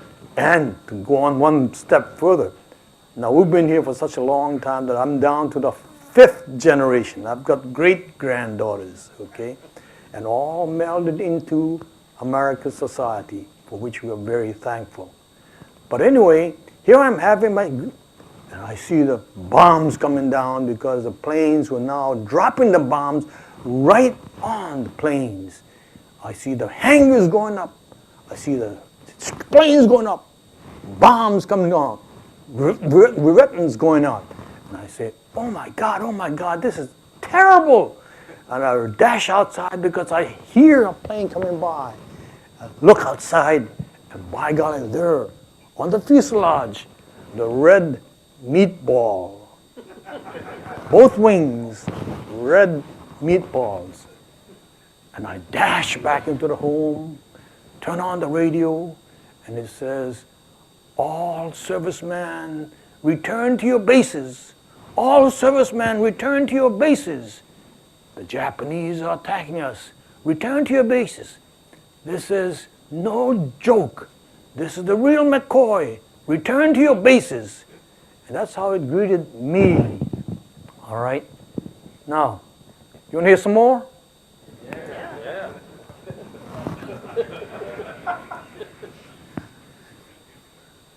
I look up. I saw the plane. I see the cockpit open. I see the helmet, cloth helmet over. I see the goggles, all right? And the scarf flowing in the wind, a la Snoopy, all right? And by golly, I look up there. It's no more than 250 feet up in the air. I look over towards Pearl Harbor, which is no more than 14 miles away. And here we see Attack fire going up. And they were errant Attack fire, to be sure, because many of them dropped down into Honolulu itself. 60 civilians were killed that morning. All right? So, you want to hear some more? I want to go back a little bit now. All right? My wife is saying, hurry up. I can't do it. Well, anyway, I want to tell you about how these Japanese pilots readied themselves for the bombardment, for the attack. The night before, December 6th, all right, all dressed in their fancy uniform whites. to include white underwear. Japanese believe cleanliness of the body is next to godliness, all right? And so we went down into the mess area, and here you see the dinner, and you see sake bottles, and little jiggers, and they pour, the command officer ship pours one to his executive pours back to the commanding officer. All pilots, all staff do the same thing, all right? And they raise their jiggers, Tennoeka Banzai! It means 10,000 years to the emperor. 3 times. San San Kudo, as they say, all right? And this is the traditional greetings for celebrations.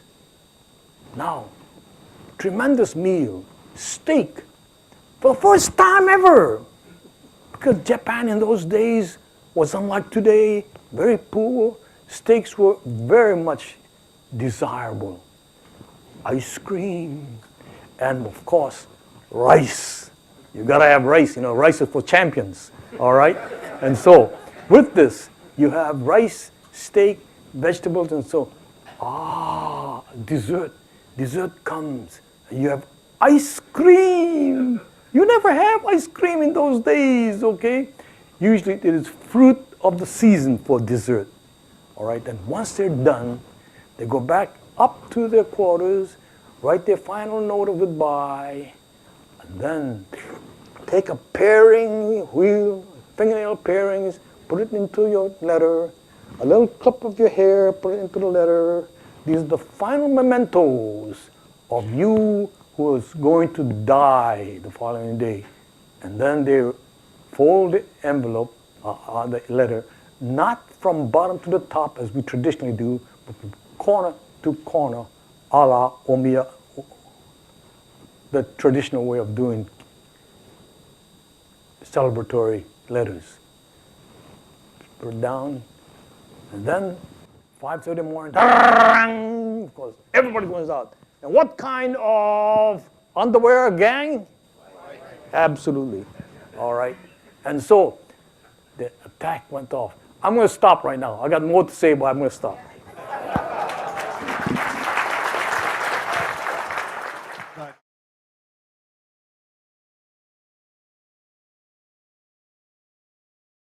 I'm going to challenge Jim Johns. If the vacant sea order was issued in November, why were the carriers allowed to head for Wake and Midway in violation of that order? No, just leave it out. Just speak into. You can hear me? Yeah. Okay. The mission of the carriers at the time was legitimate, except when they actually left port, it wasn't. The plan of the original carriers, there were 3 carriers at Pearl Harbor. The third one, Saratoga, was in San Diego being refitted. Then there was the Enterprise and the Lexington. The original purpose, and Admiral Kimmel had gotten a heads up on the 10th of November that there were going to be missions for the carriers to deliver fighters to Wake Island and Midway. Now, the purpose of delivering the fighters to Wake Island and Midway was because the bombers that we were sending to the Philippines, in order to make it to the Philippines, had to be stripped of everything that was not absolutely necessary, including reducing the crews, all the weapons, all the ammunition, even the bomb sights came out of the aircraft, and the savings in weight would give them just enough fuel to make it to the Philippines. But not having any defensive armament, the plan was that fighters would be delivered to Wake and Midway so that the aircraft would have protection en route when they have to land and refuel. However, in the 11th hour, this all of a sudden was no longer necessary because General Brereton in the Philippines informed Washington No more aircraft. Clark Field has 30 B-17s plus the protecting fighters and everything. We can't handle one more aircraft. And 47 B-17s had accumulated on the West Coast, ready to go. But now, all of a sudden, there's no place for them to go. So for the missions of the carriers, it was no longer necessary. But it's important to get them out of port. But they delivered the aircraft, or the Enterprise delivered the aircraft at Wake Island, which, as it turned out, was a godsend because Wake Island had nothing. But Admiral Pye, commanding the Lexington, was at sea when he heard of the attack at Pearl Harbor and took the decision to turn around and go back to Pearl Harbor because he felt that the aircraft would be needed greater at Pearl Harbor than delivering them at Midway. By the way, as an incidental, Admiral Pye, who was the second in command under Admiral Kimmel, was a Minneapolis native. His family lived, and maybe descendants still live, on 43rd and Colfax. But that's the story. The mission of the carriers turned out not to be important. Now it was just to get them out of port because there was going to be no B-17s that the fighters they were delivering were going to have to protect. But my question to you was, Oh, you mean that didn't answer your question? it violated the open sea command. Yes, Right? it It yes, did. Yeah, well, yes, it did. Okay. It did. You're absolutely right. That's enough. Stop. Okay, questions? Question for Mr. Kimmel. What do you think of the theories that have been expressed by Mr. Johns? Which one?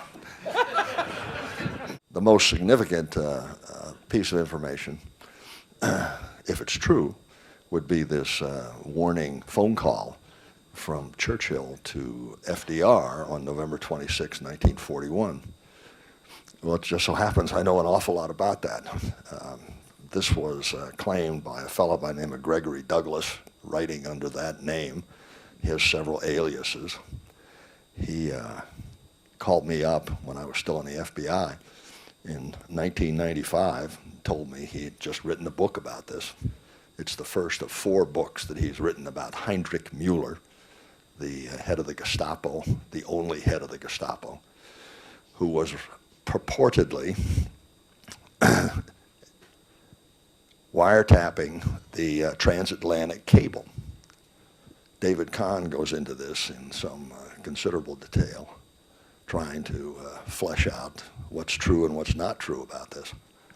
Interestingly, General Marshall, testifying before the Joint Congressional Committee, is asked about the transatlantic cable and said that Churchill and Roosevelt talked on this cable all the time, and that Marshall, had counseled FDR and Churchill on numerous occasions not to talk on that transatlantic cable because the Army itself, excuse me, had figured out a way to intercept it through an induction process. So they knew it was not secure. So the real question is just how much did Churchill and Roosevelt speak on that cable? The text of the purportedly intercepted conversation, intercepted incidentally by the German postal authorities, and turned over, German postal authorities, and turned over to the Gestapo, purportedly. That original transcript is in English, and Gregory Douglas, or whatever his real name is, sent me the original, which I have.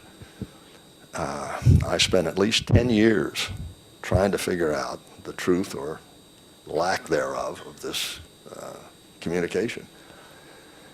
And except for the fact that some Canadians have somewhat confirmed this, The biggest problem I've had is with the Director of Central Intelligence under Ronald Reagan, William Casey. He wrote a book about defeating Hitler. Can't quite remember the name of the book. I think it was 1987. I think it's on page 7 or 9, I can't remember right now, where he said that the British had warned us before the attack that the Japanese task force was steaming towards Hawaii. Now this was just before Director of Central Intelligence Casey deceased, so we were never able to go back and ask him about that. All right, I'll give you the short of it here because I see he's getting up, but I did mention I know a lot about this. I have determined that the author, Gregory Douglas, I have determined that he's a fraud, at least to my own satisfaction. So I was contacted by a fellow by the name of Mo Shervastava, who was an academic out of MIT and a math professor out of the University of Illinois by the name of Phil Kushner. They asked me if I would send them a copy of this purported original document, which I agreed to do, and they asked me if I would co-author with them an article about it. And we have done that. And if you want a copy of it, you send me an email and I'll send it to you. But you have to claim to be a friend of mine or I can't send it to you. I wanted to put it on my website, but there are some proprietary interests in this. And the website is www.pearlharbor911attacks.com. Wait a minute, Don. I get a rebuttal. Oh, okay. Assuming that what Tom says is true, that the phone call did not exist, then how do we explain the break-off in negotiations, the order to get the carriers to sea, and visually that you all saw the vacant sea order? It looks like all of you are in agreement that Washington did know about the attack in advance, especially FDR. So my question is why? Why did they hold this information back? What was the motivation for it? The information was held back because if the Japanese knew that we knew, they might be tempted to call off the attack. Japan had been fighting in China since '37. I mean, hundreds of thousands of people have been killed, and lots of stuff has been going on since '39 on the European thing. So, you know, it was, how can we become a bystander in this? Every book I read says that the Japanese fleet practiced total radio silence. Are you disagreeing with it now, John, or you, Tom? The short answer, which I'm gratified to be able to give you quickly, is I don't know. There are indications that they broke radio silence. There are other indications they did not. It's still an open question in my mind. Probably the most significant unexplained information about breaking radio silence has to do with the experience of the lure line tracking the Kido Butai when they stopped to refuel, doing this while they were in transit, while the lure line, a U.S. Ship, was in transit from San Francisco to Hawaii, reporting the track of what they presumed was an attacking force. And they had no idea whether it was true or not, but they speculated it. And then we later found out that they had predicted just when the Japanese had stopped to refuel. They knew it. Again, I don't know, but here's the communication that was sent to me by Gregory Douglas concerning Heinrich Müller. Are you familiar with the book? Well, here's the actual communication. You can read precisely the pertinent parts, which I've highlighted for you here. Well, Churchill's B, FDR's A. No, at this moment, says Churchill, their forces are moving across the northern Pacific And I can assure you that their goal is a little bit of German there, fleet in Hawaii at Pearl Harbor. Again, if you want a copy of this thing, send me an email. I'll send you a copy of it. I do hasten to add that my analysis of this over 10 years is that this was a fraud. I know this guy, Pete Stahl. I know him rather well. I talked to him for hours over a long period of time. He'd served time in prison for counterfeiting. Now, I also hasten to add, I could be wrong. I could be wrong. But I wrote the paper in hopes that he would offer his rebuttal and saying that my paper is wrong. But instead, he chooses to go through an ad hominem attack and offers no rebuttal.